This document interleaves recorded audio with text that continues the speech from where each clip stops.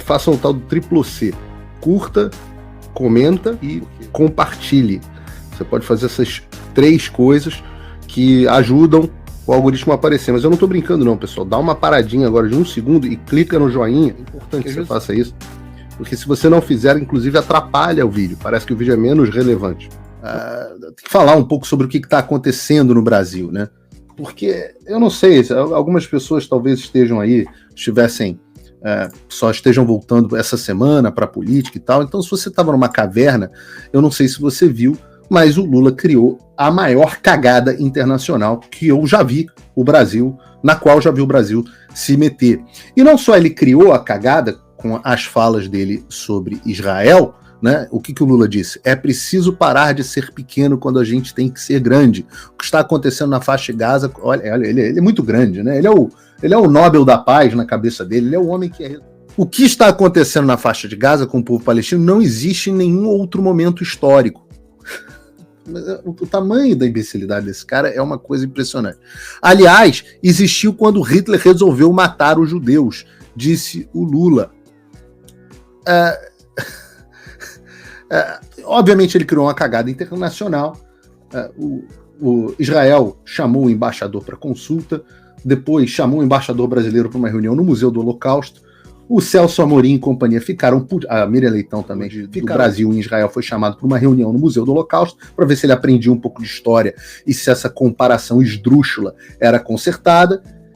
E aí o Brasil resolveu chamar o próprio embaixador de volta, dobrou a aposta.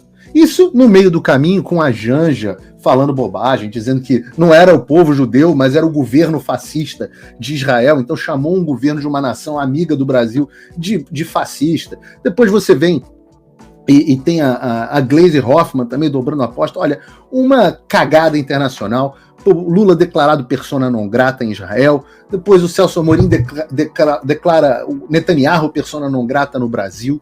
Eu nunca vi uma esculhambação tão grande. E para ajudar a gente a desvendar essa loucura, eu chamo aqui o ministro Ernesto Araújo, embaixador Ernesto Araújo, ex-ministro das Relações Exteriores do governo Bolsonaro, governo, aliás, onde o Brasil tinha talvez a sua melhor relação com Israel nas últimas décadas. Então, agradeço muito a participação aqui, ministro. Obrigado por ter aceito o convite. Obrigado a você, Paulo. Alegria estar com você aqui, com o teu público.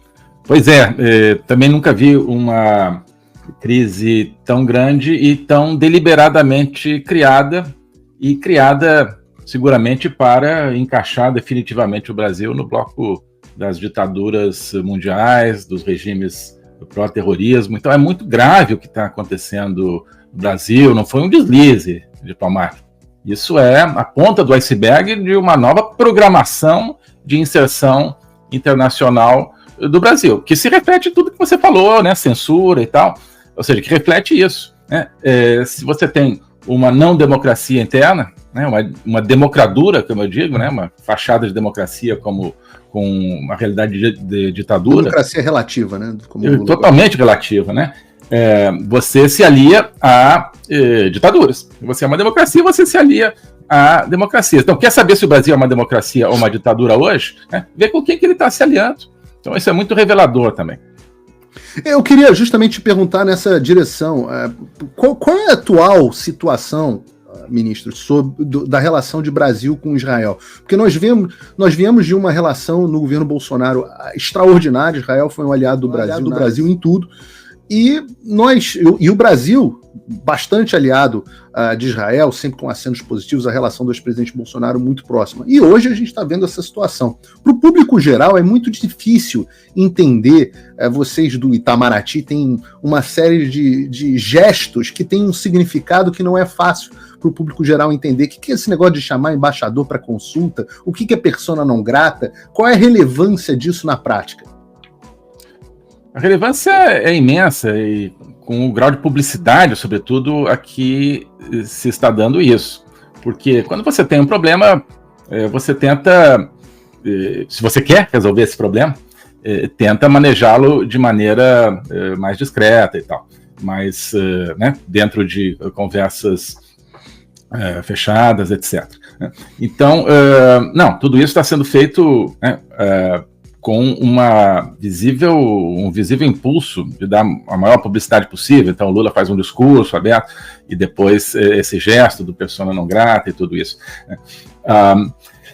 Enfim, persona não grata normalmente se aplica a um diplomata que esteja servindo num país. Então, esse país, se não quer mais esse diplomata naquele território, por alguma razão, declara o persona não grata, o que já é um gesto muito forte. Mas é um gesto que visa a preservar justamente as relações. Esse embaixador aqui está atrapalhando as relações, então não quero ele mais aqui, mas espera-se que o país mande um outro. É comum isso acontecer, né? Eu não vi isso nem no caso do embaixador chinês lá que criou aquela confusão. Pois justamente, porque a gente, claro, porque na ocasião ele agiu muito mal, mas a gente preferiu manejar isso de uma maneira justamente discreta, como eu falei. Depois a gente viu que a própria China, através dele, que estava querendo o problema, né? Nós queríamos resolver, mas não é muito comum, já é um gesto bastante pesado, mas ainda assim é um gesto dentro da prática diplomática, e ele sinaliza, apesar de ser um gesto duro, como eu disse, sinaliza um desejo de preservar a relação país a país, né, e identificar o problema com o embaixador ou um agente diplomático. Está vendo, então, quando se fala, olha, Israel, quando Israel declara Lula persona não grata por causa do que ele fez, né, aí vem Celso Amorim e diz que Israel é que é persona não grata,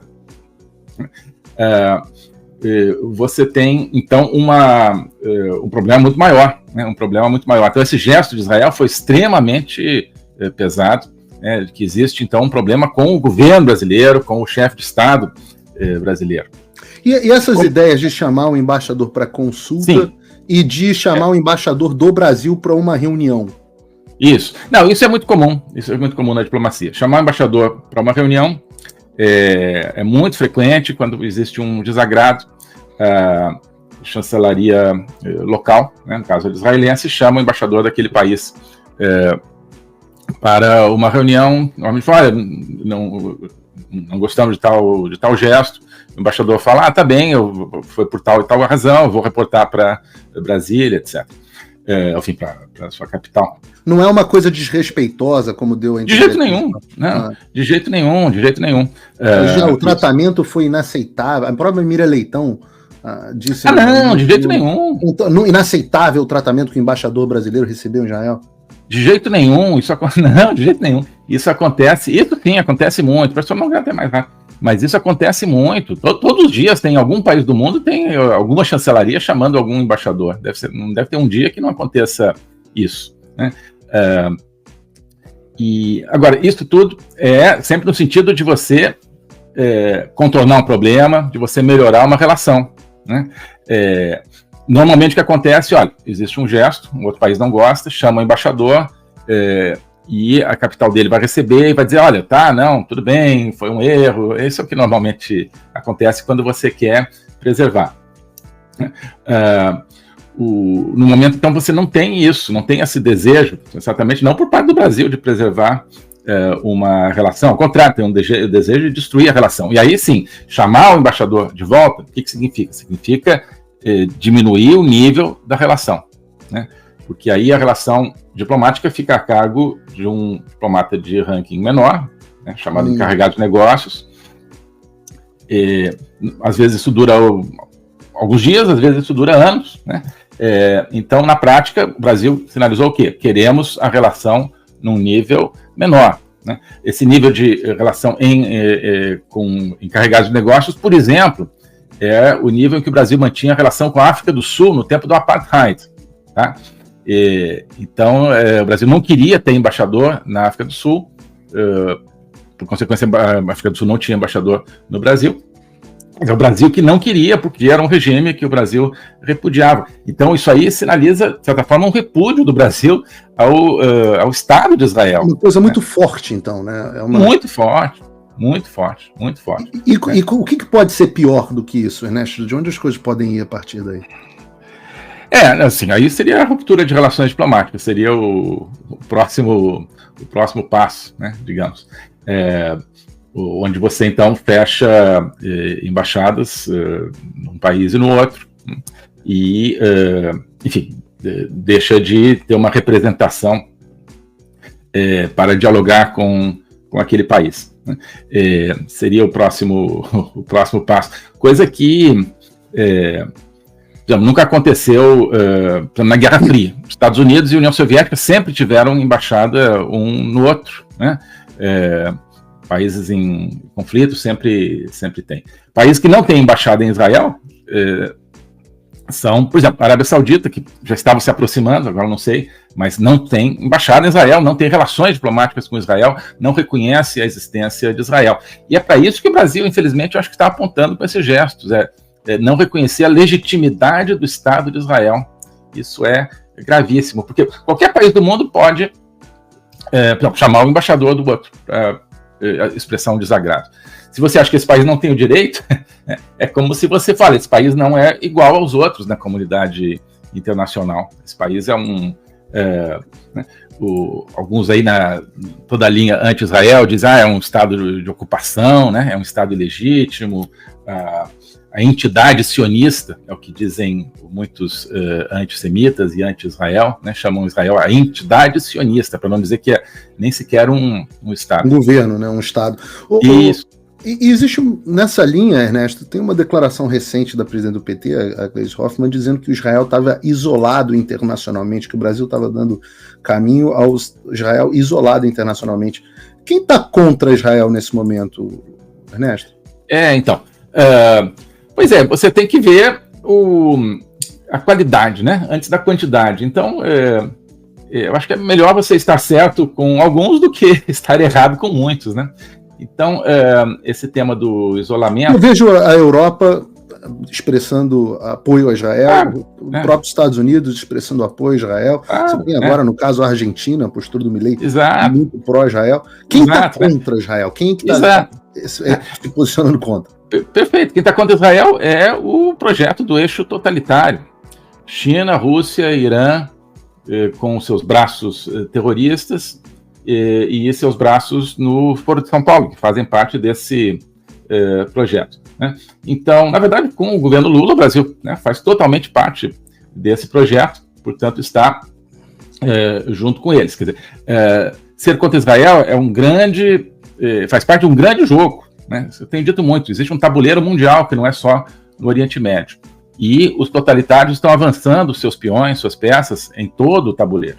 No Oriente Médio, contra Israel, na Ucrânia e na Europa do Leste, né? Por parte da Rússia, com o ataque russo, China em relação a Taiwan, aqui na nossa região, por exemplo, Maduro em relação à Guiana, tudo isso está concatenado, né? O avanço do narcotráfico na nossa região, que faz parte disso, a invasão imigratória nos Estados Unidos, muito estimulada por Venezuela, talvez por Cuba, junto com o apoio russo, chinês, sabe-se lá, iraniano certamente, aumento de atividade do Hezbollah, por exemplo, no Brasil, né, como foi detectado. Então, tudo isso é um tabuleiro. O problema não está lá só em Israel. Então, o Brasil está se movendo nesse tabuleiro. O Brasil é uma peça, né? Você tem as peças democráticas e as peças totalitárias. E o Brasil agora, claramente, é uma das peças no lado totalitário. E o que eu acho que foi especificamente o objetivo dessa fala do Lula e está sendo o objetivo desses gestos? Mobilizar países que ainda estão não querendo se posicionar contra Israel, sobretudo os africanos. Você veja que Lula fez essa declaração no discurso na União Africana diante dos chefes de Estado africanos.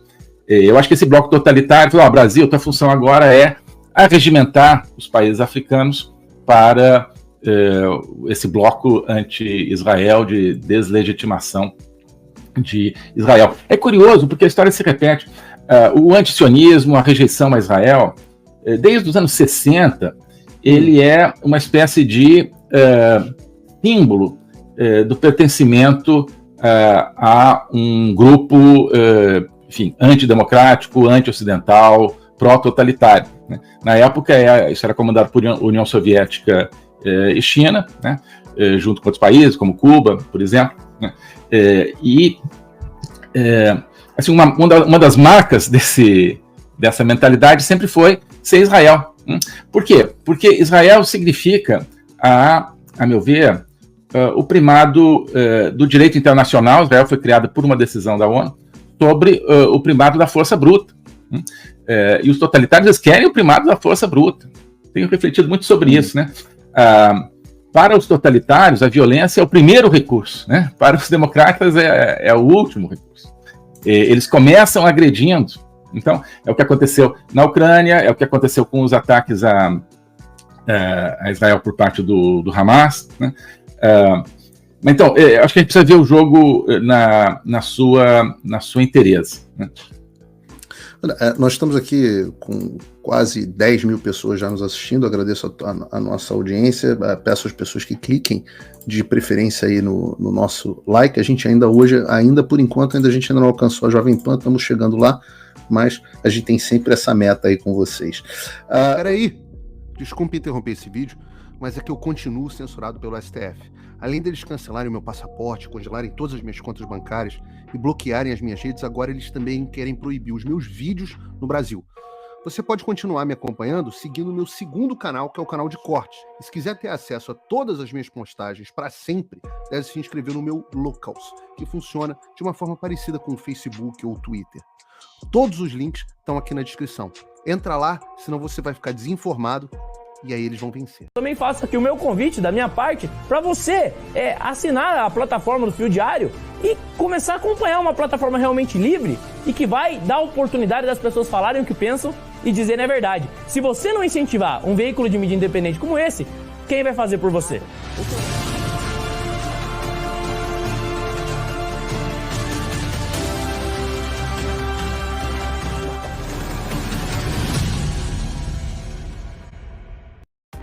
Faça o tal do triplo C. Curta, comenta e compartilhe. Você pode fazer essas 3 coisas que ajudam o algoritmo a aparecer. Mas eu não estou brincando não, pessoal. Dá uma paradinha agora de 1 segundo e clica no joinha. É importante que você faça isso. Porque se você não fizer, inclusive atrapalha o vídeo. Parece que o vídeo é menos relevante.